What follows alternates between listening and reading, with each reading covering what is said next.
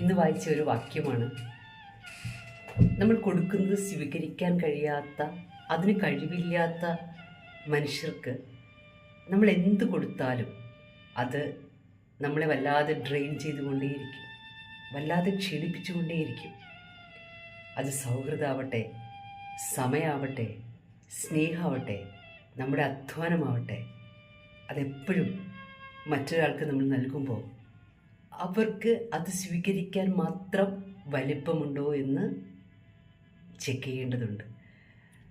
അനവസരത്തിൽ ആവശ്യമില്ലാത്തവർക്ക് നമ്മൾ പങ്കുവയ്ക്കുന്ന സ്നേഹവും സമയവും സൗഹൃദവും നമ്മളുടെ ആത്മാർത്ഥതയും എല്ലാം തന്നെ അതൊരു ടൈം വേസ്റ്റാണ്. ടൈം വേസ്റ്റ് എന്ന് പറഞ്ഞു കഴിഞ്ഞാൽ ലൈഫ് വേസ്റ്റ് എന്നതിന് തുല്യമാണ്.